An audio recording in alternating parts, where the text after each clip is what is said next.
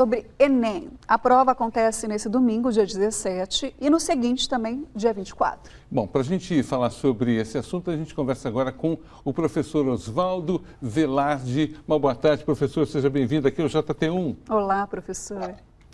Bom, boa tarde, Tony. Boa tarde, Tati.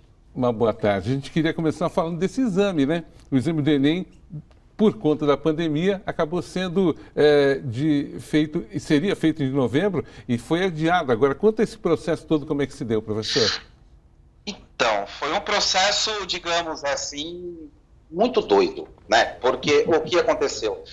O Enem, muita gente falou que o Enem não ia ser adiado, porque a pandemia ia acabar, e nós sabemos, né, que a curva no Brasil ela foi muito diferente, a curva de casos de Covid, e o governo ele fez uma votação para que o Enem pudesse ser feito ou em dezembro, ou em janeiro, ou em maio.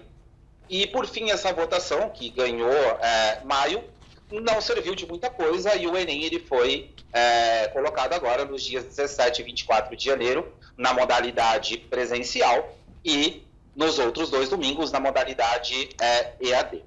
Então, podemos dizer que foi um processo não tão cauteloso, né? Mas também que foi um processo que o governo entendeu que seria mais plausível para os estudantes. E está dando o que falar, né, professor? Porque tem aqueles que acreditam que não deveria ser feito agora presencialmente, mas, por outro lado, iria prejudicar também os estudantes. Sim, inclusive as trends do Twitter estão aí bombando, a de Enem, e... Então, eu acredito ainda que vão tentar medidas com liminares para que adiem o Enem, mas eu não acredito que o Enem seja adiado. Bom, são 5 milhões, quase 5 milhões e 800 mil candidatos já confirmados. É uma prova monstro, né? Como fazer uma prova desse tamanho em plena pandemia, hein? Olha, o que eu sempre falo para os meus alunos, tanto do presencial quanto do virtual, é preparo mental. Por quê? Porque o aluno que ele chega cansado, o aluno que ele chega com fome, o aluno que chega, talvez não com todo o conhecimento, mas que não chega fisicamente e mentalmente preparado, ele com certeza ele não consegue um bom resultado. Sabemos que é um ano atípico, como aconteceu na FUVEST ontem, eu tive vários relatos, né, de alunos que não conseguiram concluir a prova da FUVEST, então isso é um exemplo para que os alunos levem do lado positivo nessa prova do Enem, né, que apareçam preparados, que descansem bem durante essa semana, que não forcem muito a quantidade de estudos, e sim façam revisões leves, não estudem no sábado. Sábado ele vai ser o descanso, não só físico, mental, alimentação leve, levem alimentos leves na hora da prova, procurem tomar bastante água, chocolate é muito bom, que vai também dar aquela estimulada, ou seja, preparo físico, preparo mental, ele tem que ser prévio. Ele não pode ser só apenas na véspera. Então, eu recomendo que essa semana, vocês que vão fazer a prova aí, vão se preparando já para que não tenham esse cansaço no momento de fazer a prova. Falando em cansaço, né? Essa prova tem 5 horas e meia, a outra tem 5 horas. Tem que estar preparado para essa maratona também, né? Com certeza. Eu sempre recomendo o seguinte: começar fazendo a prova pela redação, o rascunho da redação, depois ciências humanas, e depois linguagens e códigos. Por quê? Porque a redação, ela vale 20% da sua nota no Enem, né? Ela é um dos 5 elementos avaliativos. Então, fazer a redação primeiro, pelo menos o rascunho, o aluno ele vai estar com a mente descansada, ele vai estar com a mente mais preparada para poder fazer a prova. E depois, as ciências humanas, né? Elas também são bem importantes, tá? Então eu sempre recomendo, porque as questões do Enem, elas têm 3 elementos. Ela vai ter sempre um elemento gráfico, um elemento em quadro, um elemento textual, vai ter o comando da questão e as alternativas.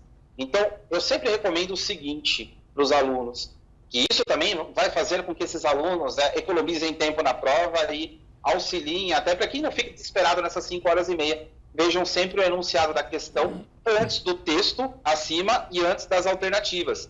Isso já vai dar um grande norte para o aluno entender se ele tem o conhecimento daquele tema ou se ele vai deixar para o final, para aquele famoso chute, né?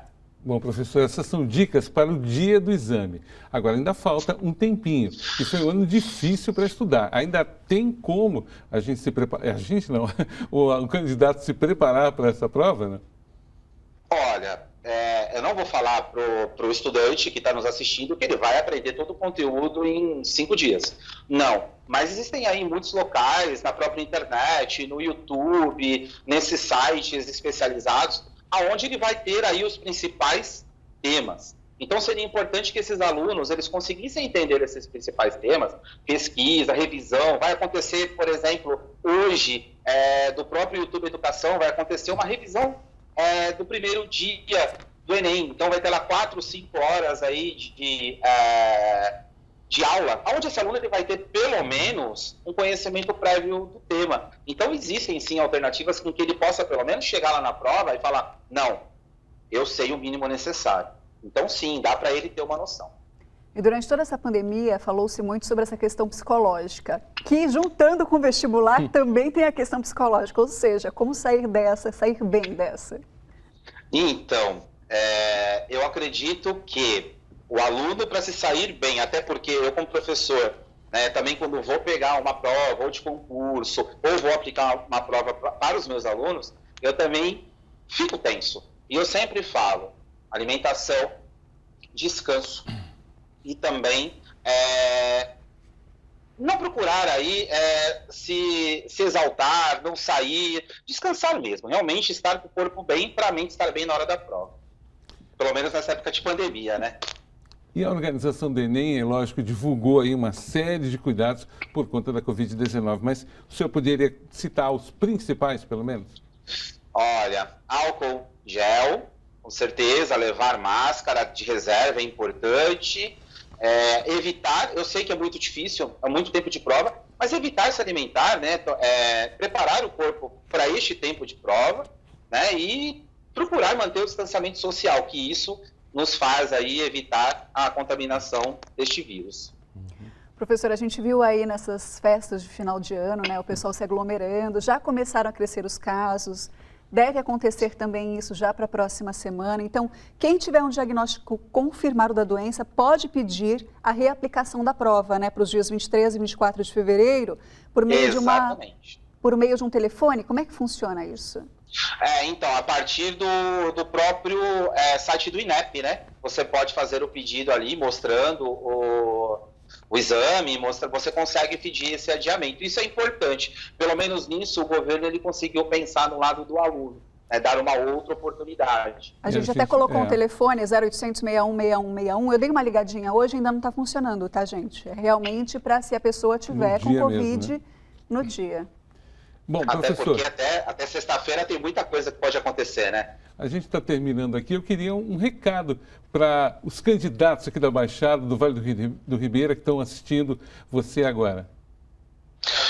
Olha, gente, façam a prova com calma, leiam com bastante atenção o enunciado da questão, procurem os distratores, vocês vão encontrar nas alternativas questões que estão muito fora de contexto. Então, façam com calma, eliminem os distratores, se alimentem bem antes e boa sorte a todos. E professor, só para a gente finalizar, passa o seu canal no YouTube, porque tem várias dicas de educação também, né?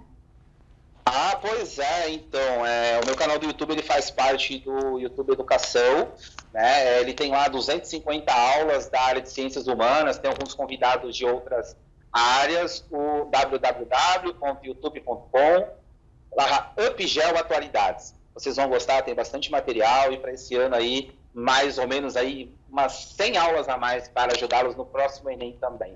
Obrigada por todas as dicas. Obrigado, professor, uma ótima tarde para o senhor. Obrigado, gente. Tchau, tchau.